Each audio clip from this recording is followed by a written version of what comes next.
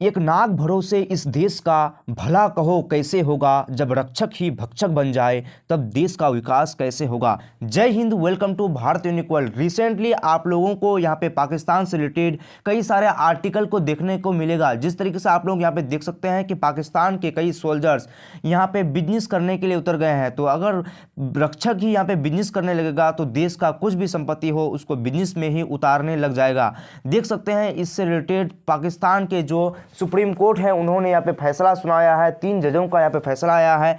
इससे रिलेटेड जो भी फैसला आया है इसको तो आप लोगों को बताऊंगा ही, लेकिन इससे रिलेटेड वो बिजनेस जो कर रहा है ये कितनी मतलब घटिया नीति है इसको भी आप लोगों को बताऊंगा। देखिए यहाँ पे पाकिस्तान के जो सुप्रीम कोर्ट है उसके द्वारा बताया गया है कि जनता अलग अलग कामों के लिए अलग अलग लोगों को नियुक्त किया गया है। देखिए यहाँ पे जो सैनिक होता है वो देश की रक्षा के लिए होता है, जो यहाँ पे पॉलिटिकल पार्टी होते हैं वो विकास के लिए होता है, अलग अलग गैदरिंग के लिए होता है। लेकिन यहाँ पे देख सकते हैं कि जो रक्षक है, जो यहाँ पे आर्मी फोर्स है, वही यहाँ पे देश के बिजनेस को संभालने लगा है। 50 से अधिक बिजनेस उन्हीं लोगों का है। और इससे रिलेटेड अलग अलग आर्टिकल्स में जो बोला गया है इन सभी चीज़ों को आपके सामने रखूंगा। तो सबसे पहले आप लोग भारत और पाकिस्तान की जियोपॉलिटिक रिश्ते को देखिए यहाँ पे भारत के यहाँ पे उत्तरी पश्चिमी साइड में यहाँ पे पाकिस्तान आप लोगों को नज़र में आएगा। और इसके अलग अलग भारत के जो अलग अलग देश हैं वो भी हमारे पड़ोसी देश हैं, लेकिन पाकिस्तान भी क्या है, एक भारत के पड़ोसी देश है। तो यहाँ पे जो मतलब देख सकते हैं कि पिछले कई दिनों से इलेक्शंस भी हुआ है।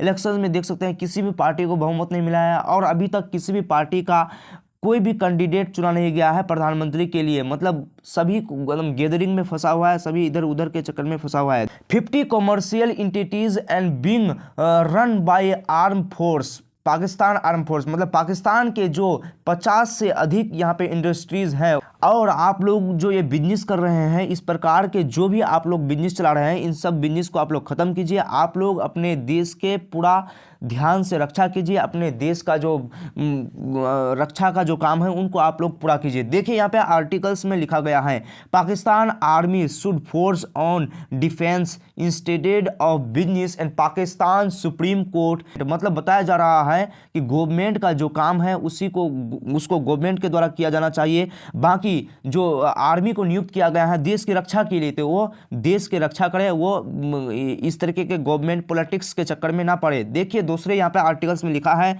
Stay of politics Pakistan army ISI warned by supreme court. देखिए ISI जो वहाँ पे मतलब पाकिस्तान का खुफिया एजेंसी है उसको बताया गया है कि आप लोग अपना खुफिया तरीके से जो काम करना है, जो रक्षा करना है वो काम कीजिए। आप लोग फालतू का इस तरीके के पॉलिटिक्स में मत पड़िए, बिजनेस के चक्कर में मत पड़िए।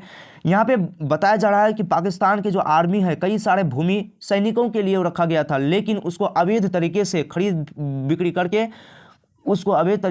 बिक्री करके उसमें अपना बिजनेस स्टार्ट कर दिया है। कोई मैरिज हॉल खोल दिया है, कोई अलग अलग दुकान खोल के रखा है, कुछ और करके रखा है। देखिए यहाँ पे लिखा हुआ है, पाकिस्तान के सुप्रीम कोर्ट के चीफ जस्टिस काजी फैज ईसा ने चुनाव के पहले फौज को इशारों में सियासत से दूर रहने की सलाह दी थी। मतलब इससे पहले जो इलेक्शंस हुआ था 9 फरवरी को, जो रिजल्ट भी आ गया था, तो उसमें कहा गया था कि मतलब आप लोग सियासत से दूर रहिए, सियासत जो है उससे आप लोग दूर रहिए, आप लोग सिर्फ अपना रक्षा कीजिए अपने देश का।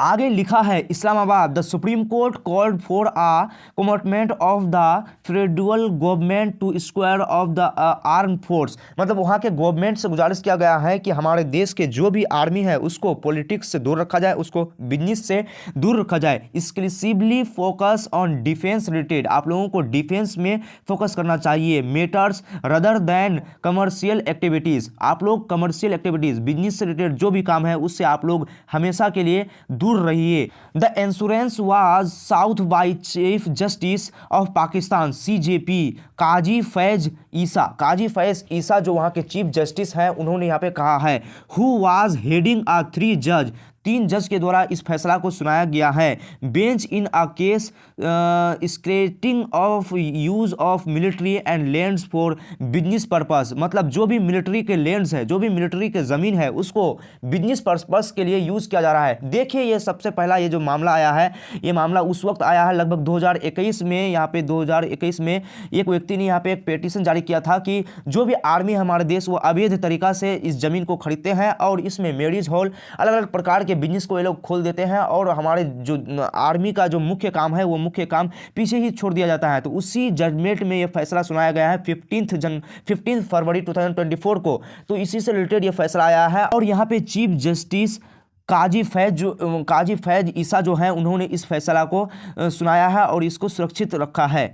आगे यहाँ पे बोला गया है वेडनेसडे को फैसला सुनाते हुए पाकिस्तान के अटॉर्नी जनरल ने यहाँ पे कहा है कि आप लोग यहाँ पे शपथ ले कि आगे से पाकिस्तान के कोई भी ज़मीन मैरिज हॉल के तौर पर या बिजनेस के तौर पर यूज़ नहीं किया जाएगा। यहाँ के जो भी सैनिक हैं वो देश की सुरक्षा पर मामूर होंगे, देश की सुरक्षा पर तैनात होंगे हमेशा। इससे रिलेटेड यहाँ पे शपथ लेने बोला है। Can you get this assurance and justice Isa asked MR.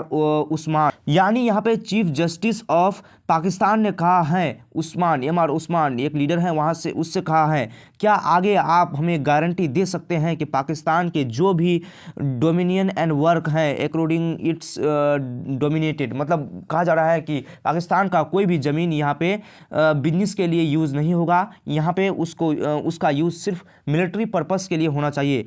Eight the hearing of counsel for the एवरीवन and trust by people and property board ETBP and papers affair and, मतलब यहाँ पे बताया जा रहा है उस ज़मीन के बारे में जिस ज़मीन पर घर बनाया गया था कि ये अवैध ज़मीन, ये सैनिकों के संस्था का ज़मीन था लेकिन इसको अवैध खरीद बिक्री करके फिर इसमें 5 मंजिले 5 फ्लोर का यहाँ पे घर बनाया गया और उसको फिर बेचा गया या फिर उसको बिजनेस के तौर पर यूज़ किया जाने लगा। तो ओवरऑल यही कहा जा रहा है कि पाकिस्तान में फ़िलहाल आप लोग कई सालों से देख सकते हैं, कई सालों से आप लोगों को मालूम है कि पाकिस्तान की जो भी अर्थव्यवस्था है, जो भी चरमराई हुई है और जो भी सरकार वहाँ पे बनते हैं, पिछले जब से भी आज़ादी हुआ है तब से कोई भी गवर्नमेंट अपने 5 साल के कार्यकाल को यहाँ पे पूरा नहीं कर पाया है। तो आई होप कि इस पूरे टॉपिक को आप लोग समझे होंगे। पाकिस्तान के से रिलेटेड जिस तरीके से बताया जा रहा है कि किस प्रकार से वहाँ के सैनिक बिजनेस में यहाँ पे अभी जुटे हुए हैं और बहुत से पॉलिटिक्स में भी यहाँ पे काम कर रहे हैं, जिस प्रकार से आप लोगों को अभी फिलहाल दिखाई दे रहा होगा